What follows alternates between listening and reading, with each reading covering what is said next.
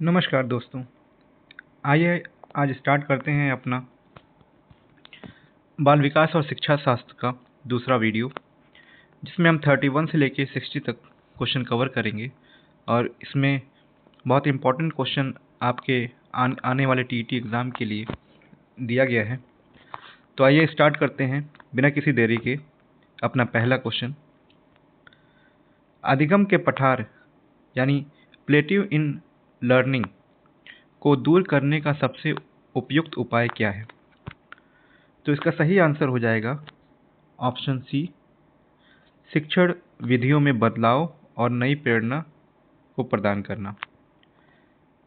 यानी अधिगम के पठार को यदि समाप्त करना है तो हमें विभिन्न प्रकार की शिक्षण विधियों को अपनाना होगा, ताकि बच्चे या जो छात्र पढ़ रहा है वो किसी भी तरीके से उस शिक्षा को बोझिल न समझे, उससे बोर ना हो, और अलग अलग विधियों का और नई नई प्रेरणादायक चीज़ों का इस्तेमाल करके हम उन्हें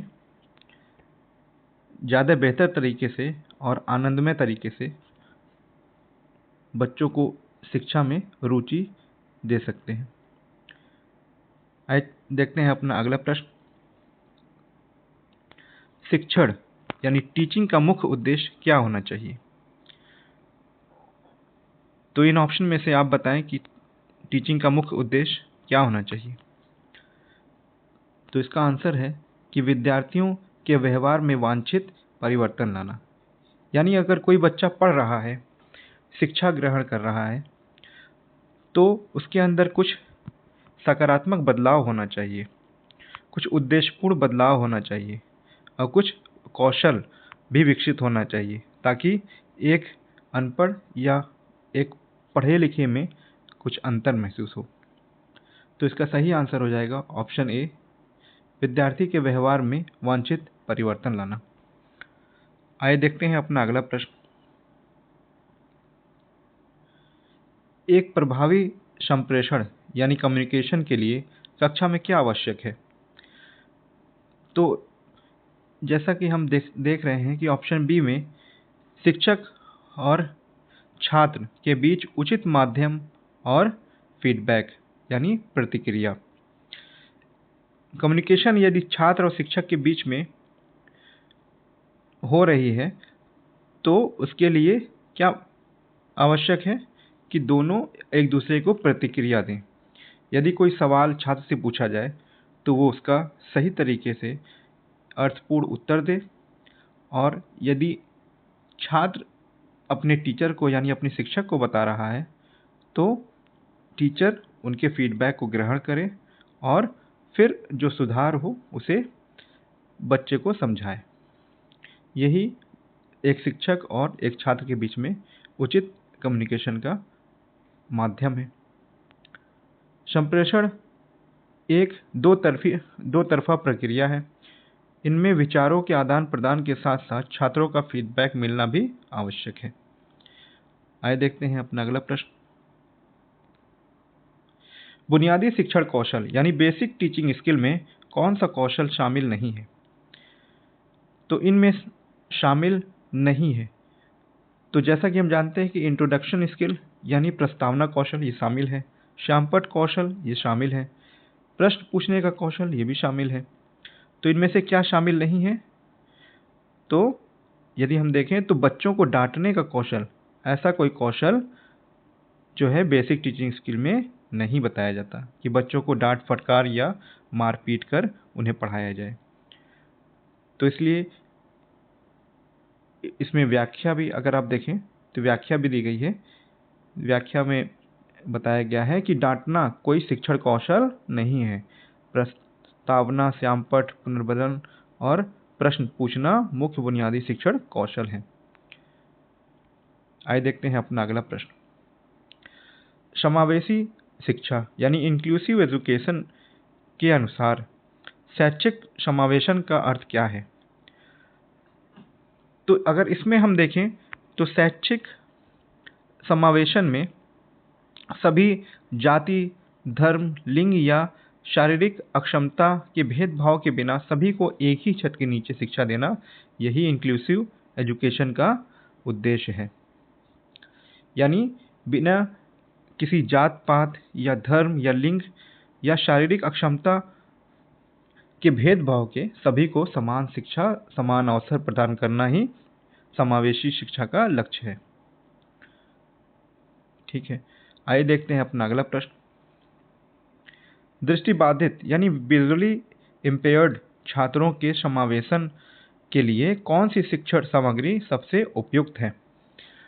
तो हम जानते हैं कि ब्रेल लिपि और स्पर्शनीय सामग्री यानी टैक्टाइल मटेरियल, यानी जिन्हें बच्चे छूकर स्पर्श कर सकें, ब्रेल लिपि के माध्यम से और स्पर्श करने के जो मटेरियल होते हैं उन सब के जो टीएलएम हैं वो बच्चों के लिए, दृष्टिबाधित बच्चों के लिए अधिक उपयोगी हैं।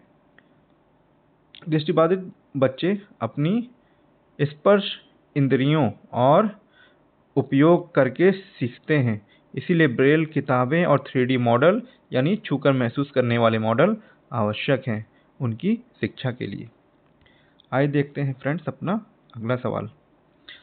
समावेशी बच्चों के अधिगम यानी लर्निंग का परीक्षण करने के लिए किस तकनीक का प्रयोग करना चाहिए? तो किस तकनीक का प्रयोग करना चाहिए? लचीली और विविध मूल्यांकन पद्धतियां यानी फ्लेक्सिबल असेसमेंट।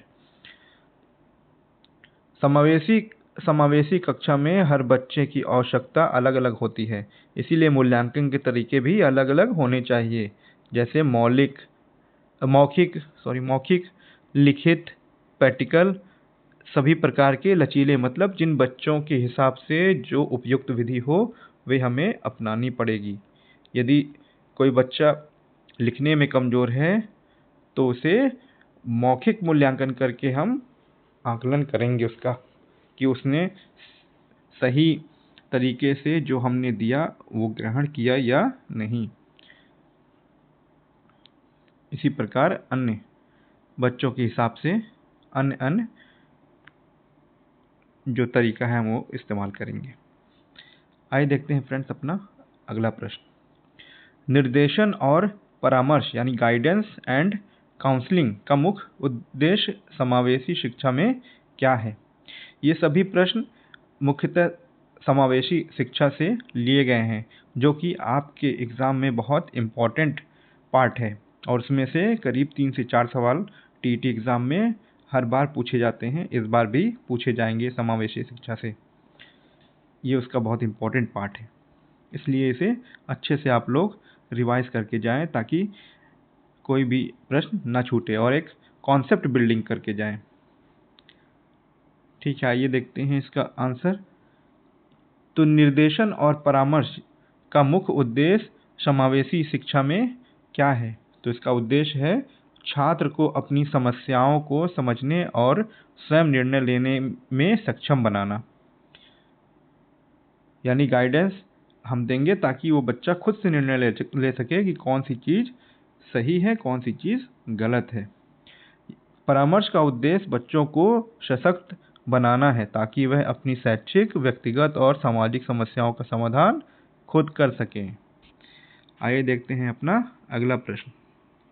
उत्तर प्रदेश में मंडलीय मनोविज्ञान केंद्र यानी डिविजनल साइकोलॉजी सेंटर किस स्तर पर कार्य करता है? तो ये मंडल स्तर पर कार्य करता है, यानी डिविजनल लेवल पे काम करता है। मनोविज्ञान शाला प्रयागराज में स्थित है। ये बहुत इंपॉर्टेंट क्वेश्चन है कि उत्तर प्रदेश में मनोविज्ञान शाला कहाँ स्थित है? ये उत्तर प्रदेश के प्रयागराज जिले में स्थित है। तो मनोविज्ञान शाला के निर्देशन में मंडल स्तर पर मंडलीय मनोविज्ञान केंद्र कार्य करते हैं जो छात्रों को परामर्श देते हैं। ठीक है, इसे आप ध्यान रखेंगे कि मनोविज्ञान शाला कहाँ स्थित है, तो प्रयागराज। आइए देखते हैं दोस्तों अपना अगला प्रश्न। जिला शिक्षा एवं प्रशिक्षण संस्थान यानी डाइट में परामर्श के लिए मुख्य रूप से कौन नियुक्त है? तो इसके लिए प्रशिक्षित diet mentors, trend diet mentors नियुक्त किए गए हैं। डाइट में शिक्षकों और छात्रों को शैक्षिक तथा मनोवैज्ञानिक मार्गदर्शन देने के लिए प्रशिक्षित डाइट मेंटर्स कार्य करते हैं। आइए देखते हैं अपना अगला प्रश्न। विद्यालय स्तर पर बच्चों की समस्याओं के समाधान में कौन सी समिति सहयोग प्रदान करती है? तो विद्यालय स्तर पे आपको बता दें कि समुदाय एवं विद्यालय सहयोग समिति यानी एसएमसी काम करती है। ये बच्चों के जो अभिभावक होते हैं उनसे मिलके बनती है और वहाँ के जो प्रधानाध्यापक उस विद्यालय के और अन्य शिक्षक होते हैं उन सभी से मिलकर एक कमेटी यानी एक समिति बनती है जो बच्चों के सभी समस्याओं का समाधान करती है और विद्यालय स्तर पर विद्यालय के उन्नतीकरण में जो भी डिसीजन लिए जाते हैं उनके लिए भी कार्य करती है। तो इसमें सही आंसर हो जाएगा एसएमसी यानी समुदाय एवं विद्यालय सहयोग समितियां। आइए देखते हैं फ्रेंड्स अपना अगला प्रश्न। बच्चे स्कूल में असफल क्यों होते हैं? इसका सबसे मनोवैज्ञानिक कारण क्या हो सकता है? तो बताइए दोस्तों कि इसका सबसे उचित आंसर कौन सा होगा? तो यहाँ पे ऑप्शन सी यानी स्कूल का वातावरण और शिक्षण विधियां उनकी आवश्यकताओं के अनुरूप नहीं होती। यानी जिस तरीके से हम पढ़ा रहे हैं या जो भी हम पढ़ा रहे हैं उस बच्चे को समझ नहीं आ रहा है। हमें अपनी जो टीएलएम या टीचिंग पद्धति है उसमें उसके हिसाब से बच्चों के हिसाब से उसमें उचित संशोधन करना चाहिए। बार बार ट्रायल एंड एरर मेथड का इस्तेमाल करना चाहिए कि बच्चे कौन सी विधि को अच्छे से समझ पा रहे हैं। तभी आप बच्चों को अच्छे वातावरण और अच्छी शिक्षक विधि के माध्यम से बच्चों को एक बेहतर शिक्षा दे पाएंगे और बच्चे परीक्षा में या अपने जीवन में सफल हो पाएंगे। तो इसका सही आंसर है स्कूल का वातावरण और शिक्षण विधियां उनकी आवश्यकता के अनुरूप नहीं है। बाल केंद्रित शिक्षा मानती है कि यदि बच्चा असफल होता है तो यह पूरी शिक्षा प्रणाली की असफलता है जो उसे समझ नहीं पाई। ठीक है, तो आइए देखते हैं फ्रेंड्स अपना अगला प्रश्न। सीखने को एक सामाजिक गतिविधि यानी सोशल एक्टिविटी के रूप में कौन सा मनोवैज्ञानिक सबसे अधिक समर्थ देता है? तो सीखने को कौन सा ऐसा मनोवैज्ञानिक है, कौन सा ऐसा साइंटिस्ट है जो सबसे अधिक महत्व देता है? तो वो है लेव वाइगोत्स्की। वाइगोत्स्की का मानना था कि बच्चे अपने साथियों और वयस्कों के साथ सामाजिक अंतःक्रिया करके ज्ञान निर्माण करते हैं। ठीक है, यदि पूछा जाए कि सामाजिक अंतःक्रिया का सिद्धांत किसने दिया था तो इसका सही आंसर क्या हो जाएगा? लेव वाइगोत्स्की। लेव वाइगोत्स्की ने अंतःक्रिया का, सामाजिक अंतःक्रिया का, यानी जो बच्चा है वो समाज से अंतःक्रिया करके एक दूसरे से सीखता है। तो इसका सही आंसर लेव वाइगोत्स्की हो जाएगा। आइए देखते हैं फ्रेंड्स अपना अगला प्रश्न। बच्चों को वैज्ञानिक अन्वेषक यानी साइंटिफिक इन्वेस्टिगेटर के रूप में देखने का क्या अर्थ है? तो इसका सही अर्थ ये है कि वे अपने पर्यावरण के बारे में सवाल पूछें, प्रयोग करें और स्वयं खोजें। प्याजे के अनुसार बच्चे नन्हे वैज्ञानिक हैं जो अपनी दुनिया के बारे में खुद परिकल्पनाएं बनाते हैं और उनका परीक्षण करते हैं। तो ऐसा किसने कहा था? जीन प्याजे ने, कि बच्चे साइंटिफिक इन्वेस्टिगेटर हैं यानी वैज्ञानिक अन्वेषक हैं। वे अपने पर्यावरण के बारे में सवाल पूछते हैं, उन पे प्रयोग करते हैं और स्वयं सीखते भी हैं। आइए देखते हैं अपना अगला प्रश्न। सीखने की प्रक्रिया में बच्चों द्वारा की जाने वाली त्रुटियां यानी एरर्स को किस रूप में देखा जाना चाहिए? यदि बच्चा सीखने के दौरान कोई गलती कर रहा है तो हमें उसे किस रूप में देखना चाहिए? तो इसका सही आंसर है सीखने की प्रक्रिया का एक महत्वपूर्ण सीखने की प्रक्रिया का एक महत्वपूर्ण कदम और चिंतन को समझने का अवसर। यानी यदि वह बच्चा गलती कर रहा है सीखने के दौरान तो वह उस प्रक्रिया का एक हिस्सा है और एक महत्वपूर्ण कदम है जो उसे फिर से चिंतन करने का अवसर प्रदान कर रहा है। त्रुटियां खिड़कियों की तरह होती हैं जो शिक्षक को यह समझने में मदद करती हैं कि बच्चा किस अवधारणा के बारे में कैसा सोच रहा है। ठीक है, आइए देखते हैं फ्रेंड्स अपना अगला प्रश्न। संज्ञान और संवेग, कॉग्निशन एंड इमोशन के बीच कैसा संबंध है? तो इसका आंसर हो जाएगा फ्रेंड्स, दोनों एक दूसरे के गुथे हुए हैं, एक दूसरे से गुथे हुए हैं और एक दूसरे को प्रभावित करते हैं। यानी दोनों एक दूसरे पे एक निर्भर हैं और एक दूसरे को प्रभावित करते हैं। हमारा सोचना यानी संज्ञान और महसूस करना यानी संवेग एक दूसरे को लगातार प्रभावित करते हैं। अत्यधिक तनाव में सोचने की क्षमता घट जाती है, इसीलिए बच्चों को फ्री रहना बहुत ज़रूरी है। बिना चिंता के यदि हम कोई पढ़ाई करें, कोई चीज़ सीखें तो हम बहुत जल्दी और बहुत गहराई से सीख सकते हैं। यदि हम कोई चीज़ प्रेशर में कोई चीज़ सीखने का प्रयास करें, जैसा कि हम परीक्षा के दौरान पढ़ते हैं, तो हम बहुत ज़्यादा प्रेशर में होते हैं। उस समय चीज़ें तो किसी तरीके से हमारे दिमाग में आ जाती हैं, लेकिन बहुत लंबे समय तक वे हमारे दिमाग में, हमारे मस्तिष्क में नहीं टिकती। यही परिणाम है इसका कि संज्ञान और संवेग दोनों एक दूसरे से लगातार प्रभावित करते हैं। अत्यधिक तनाव में सोचने की क्षमता घट जाती है। आइए देखते हैं फ्रेंड्स अपना अगला प्रश्न। अधिगम यानी लर्निंग को सकारात्मक रूप से प्रभावित करने वाला व्यक्तिगत कारक यानी प्राइवेट एंड पर्सनल फैक्टर कौन सा है? तो इसका सही आंसर हो जाएगा ऑप्शन सी, विद्यार्थी की आयु, परिपक्वता और रुचि। आयु, स्वास्थ्य, रुचि और प्रेरणा बच्चे के स्वयं के व्यक्तिगत कारक हैं, जबकि शिक्षक या कक्षा बाहरी कारक हैं। तो आंतरिक कारक इसमें से व्यक्तिगत कारक कौन से हो जाएंगे? बच्चे की आयु और इसकी परिपक्वता और उसकी रुचि। आइए देखते हैं फ्रेंड्स अपना अगला प्रश्न। अभिप्रेरण यानी मोटिवेशन और अधिगम के बीच क्या संबंध है? तो जैसा कि हम जानते हैं कि मोटिवेशन पढ़ाई के लिए यानी कोई चीज़ सीखने के लिए बहुत इंपॉर्टेंट है। तो आइए देखते हैं इसका क्या आंसर हो सकता है। तो इसका सही आंसर है ऑप्शन ए, अभिप्रेरणा अधिगम का राजमार्ग है। यह सीखने को तीव्र और प्रभावी बनाता है। यदि किसी चीज़ के प्रति हमारा मोटिवेशन है, हमारा लगाव है, तो उस चीज़ को हम बहुत आसानी से और बहुत अच्छे से सीख सकते हैं। ऐसा किसने कहा था?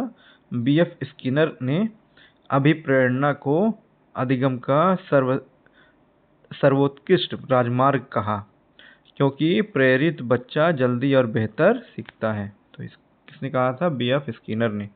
आप इसे भी याद करेंगे कि मोटिवेशन के बारे में किसने बात की थी? B.F. स्किनर ने। ठीक है फ्रेंड्स, आइए देखते हैं अपना अगला प्रश्न। आप इन प्रश्नों को अच्छे से देखते जाइए, आपकी कॉन्सेप्ट बिल्डिंग बड़ी अच्छी हो जाएगी इन प्रश्नों के माध्यम से। और यदि इन प्रश्नों को आप बहुत गहराई से समझ के जाते हैं तो किसी भी तरीके के प्रश्न आएंगे तो आप बहुत आसानी से कर लेंगे, क्योंकि कॉन्सेप्ट बिल्डिंग बनाना बहुत ज़रूरी है। आप कितने प्रश्न रट सकते हैं, इसलिए कॉन्सेप्ट बना के जाना इसमें बहुत इंपॉर्टेंट है। जो लोग रटने के चक्कर में हैं कि हम 100 प्रश्न रट लेंगे, 200 प्रश्न, 500, 1000 प्रश्न रट लेंगे, तो फिर वहाँ चीज़ें थोड़ी सी घुमा के भी आ जाती हैं, चीज़ें वही रहती हैं, लेकिन आप कॉन्सेप्ट को पकड़ेंगे तो ज़रूर आप प्रश्न सारे कर ले जाएंगे। आइए देखते हैं फ्रेंड्स अगला प्रश्न। अधिगम को प्रभावित करने वाले पर्यावरणीय कारक यानी एनवायरमेंटल फैक्टर में क्या शामिल है? तो अभी हमने ऊपर देखा कि जैसे पर्सनल कारक होते हैं, बच्चे का अपना आयु, उसकी मोटिवेशन, उसका जैसा अन्य चीज़ें हैं, तो इसी तरीके से बाहरी कारक क्या हो सकते हैं? संचार माध्यम, कम्युनिकेशन, परिवार और स्कूल। परिवार, समाज, स्कूल, टीवी, इंटरनेट वे बाहरी वातावरण हैं जो बच्चे को सीखने के तरीके को गहराई से प्रभावित करते हैं। आजकल तो मोबाइल भी आ गया है जो सबसे ज़्यादा बाधक बना हुआ है। बच्चे उसी में खोए रहते हैं। इसीलिए टीवी, इंटरनेट, मोबाइल ये सब चीज़ें बहुत ज़्यादा इफ़ेक्ट करती हैं। बचपन से ही बच्चे मोबाइल देखते हैं और कॉन्सेप्ट बिल्डिंग उनकी शुरू से ही ख़राब हो जाती है। ठीक है फ्रेंड्स, तो ये सब बाहरी कारक में आएंगे। आइए देखते हैं फ्रेंड्स अपना अगला प्रश्न।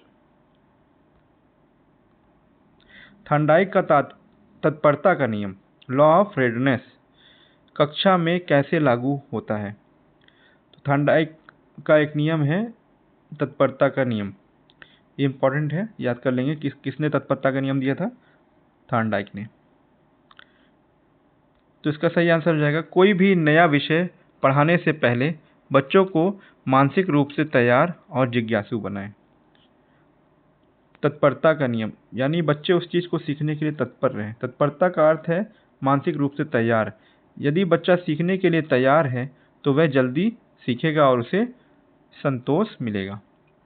तत्परता का नियम यही कहता है कि बच्चे को उस चीज़ के बारे में बताएं कि आप उसको क्यों वो चीज़ पढ़ा रहे हैं, क्या उसका महत्व है उसकी ज़िंदगी में, उसके जीवन में उस चीज़ का क्या महत्व है। तो बच्चे को अगर ये चीज़ समझ में आ गई कि ये चीज़ हमारे लिए इसलिए इम्पॉर्टेंट है क्योंकि हमें इस जगह ये काम आने वाला है, तो बच्चे बहुत उत्सुकता से उस चीज़ को सीखते हैं। तो आप सबसे पहले उस विषय या उस टॉपिक के बारे में उसका महत्व बताएं कि वो किस लिए इम्पोर्टेंट है। यही तत्परता का नियम कहता है कि बच्चों को उसके प्रति जिज्ञासु बनाएं। ठीक है फ्रेंड्स, आइए देखते हैं अपना अगला प्रश्न। अधिगम की वैकल्पिक अवधारणा यानी अल्टरनेटिव कॉन्सेप्शंस का क्या तात्पर्य है? तो बच्चों के वे विचार जो वयस्कों या वैज्ञानिक दृष्टिकोण से अलग होते हैं लेकिन उनके लिए तर्कसंगत होते हैं। तो अल्टरनेटिव कॉन्सेप्ट यानी जैसा कि वैज्ञानिक दृष्टिकोण रखते हैं या वयस्क दृष्टिकोण रखते हैं किसी चीज़ के बारे में, लेकिन बच्चों का दृष्टिकोण उसके थोड़ा अलग हो सकता है।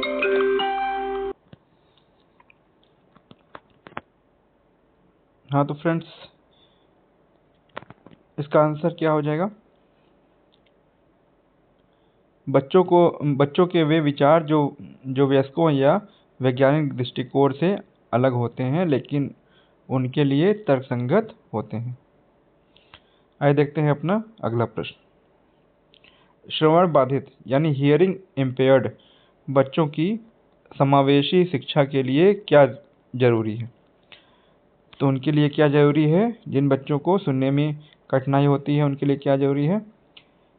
सांकेतिक भाषा और होंठ पढ़ने का प्रशिक्षण। जो बच्चे सुन नहीं सकते वे देखकर सीखते हैं, उनके लिए साइन लैंग्वेज और दृश्य सामग्री सबसे उपयुक्त शिक्षण विधि है। ठीक है बच्चों, आइए देखते हैं अपना अगला प्रश्न। मनोविज्ञान शाला जो कि उत्तर प्रदेश के इलाहाबाद यानी वर्तमान के प्रयागराज की स्थापना किस समिति की सिफारिश पर की गई थी? तो इसका सही आंसर है आचार्य नरेंद्र देव समिति। जो उत्तर प्रदेश में प्रयागराज में मनोविज्ञान शाला है वो किसकी सिफारिश पे की गई थी? उसकी नियुक्ति आचार्य नरेंद्र देव समिति की सिफारिश पर। उत्तर प्रदेश में शैक्षिक और व्यावसायिक निर्देशन देने के लिए 1947 में आचार्य नरेंद्र देव समिति की सिफारिश पर इसकी स्थापना हुई थी। आइए देखते हैं दोस्तों अपना अगला प्रश्न। बच्चे की मानसिक दक्षता यानी मेंटल एफिशिएंसी को कैसे मापा जाता है? तो इसका टेस्ट होता है बुद्धि परीक्षण द्वारा। यानी मानसिक दक्षता या बुद्धि लब्धि मापने के लिए मनोवैज्ञानिक विभिन्न शाब्दिक और अशाब्दिक बुद्धि परीक्षण का उपयोग करते हैं। तो इसका सही आंसर क्या हो जाएगा? बुद्धि परीक्षण द्वारा। आइए देखते हैं अपना अगला प्रश्न। शिक्षण में नवाचार यानी न्यू मेथड या अप्रोचेस का उपयोग क्यों किया जाता है? तो नवाचार का उपयोग क्यों किया जाता है? ताकि शिक्षा को अधिक रुचिकर, प्रभावी और बाल केंद्रित बनाया जा सके। तो इसका सही आंसर ऑप्शन ए, शिक्षण को अधिक रुचिकर, प्रभावी और बाल केंद्रित बनाने के लिए। नई तकनीकों जैसे स्मार्ट क्लास, प्रोजेक्ट विधि जटिल विषयों को आसान बनाती है और छात्रों की सक्रिय भागीदारी को सुनिश्चित करती है। आइए देखते हैं अपना अगला प्रश्न। मानसिक विकास यानी मेंटल डेवलपमेंट में निम्न में से कौन सी प्रक्रिया शामिल है? तो इसका सही आंसर है ऑप्शन सी, कल्पना करना, तर्क करना और निर्णय लेना। मानसिक या संज्ञानात्मक विकास का संबंध मस्तिष्क की कार्यप्रणाली से है, जैसे सोचना, याद रखना, ध्यान केंद्रित करना आदि। आइए देखते हैं अपना अगला प्रश्न। कक्षा में विविधता डाइवर्सिटी इन क्लासरूम को एक शिक्षक को किस रूप में देखना चाहिए? तो इसका आंसर है एक संसाधन और अवसर के रूप में। बच्चे अलग अलग पृष्ठभूमि, भाषा और क्षमता से आते हैं। शिक्षक को इस विविधता का उपयोग बच्चों को एक दूसरे से सीखने का अवसर देने के लिए करना चाहिए। आइए देखते हैं अपना अगला प्रश्न। थॉर्नडाइक के अभ्यास के नियम के दो उप नियम कौन से हैं? तो थॉर्नडाइक का जो अभ्यास का नियम है उसके दो उप नियम कौन कौन से हैं? उपयोग का नियम और अनुपयोग का नियम, लॉ ऑफ यूज और लॉ ऑफ डिसयूज। यदि किसी सीखी हुई चीज को बार बार उपयोग किया जाए तो वह मजबूत होती है। ये नियम है लॉ ऑफ यूज यानी उपयोग का नियम। और अभ्यास न करने पर वह भूल जाती है। यह है लॉ ऑफ डिसयूज। तो अभ्यास का दो उपनियम ये दोनों हैं, ऑप्शन बी, उपयोग का और अनुपयोग का नियम। आइए देखते हैं अपना अगला प्रश्न। शिक्षण के स्रोत सोर्सेज ऑफ टीचिंग में निम्न में से किसे सबसे महत्वपूर्ण माना जाता है? तो इसका सही आंसर है ऑप्शन सी, शिक्षक, छात्र और पाठ्यक्रम। जॉन डीवी, ये किसने कहा था? जॉन डीवी ने। जॉन डीवी के अनुसार शिक्षा एक तीन ध्रुवीय प्रक्रिया है जिसमें शिक्षक, छात्र और पाठ्यक्रम तीनों का परस्पर संबंध होता है। तो जॉन डीवी ने कहा था। आइए देखते हैं अपना अगला प्रश्न और आज के वीडियो का अंतिम प्रश्न, 60वां प्रश्न। परामर्श के निर्देशात्मक परामर्श में निर्देशात्मक परामर्श का जनक किसे माना जाता है? तो इसका सही आंसर है ईजी विलियमसन। ईजी विलियमसन को परामर्श में निर्देशात्मक परामर्श का जनक माना जाता है। विलियमसन ने निर्देशात्मक परामर्श दिया जो परामर्शदाता केंद्रित यानी काउंसलर सेंटर्ड होती है। कार्ल रोजर्स ने अनिर्देशात्मक या क्लाइंट केंद्रित परामर्श किया था। तो दोस्तों, ये थे आज के 30 महत्वपूर्ण प्रश्न जो कि आपके आने वाले टीटी एग्ज़ाम के लिए बहुत महत्वपूर्ण हैं। आप इन्हें एक दो बार ज़रूर प्रैक्टिस करके जाएं। और इस वीडियो का मुख्य उद्देश्य आपकी कॉन्सेप्ट बिल्डिंग है, इसीलिए हमने इतने आराम से इन चीज़ों को समझाया है। इन चीज़ों को आराम से समझाया है ताकि आपका इन क्वेश्चंस के प्रति एक कॉन्सेप्ट बिल्डअप हो सके और आप इस तरीके के जो भी सवाल आने वाली परीक्षा में आपके सामने आएंगे उन सब को आप सही तरीके से सॉल्व कर सकें।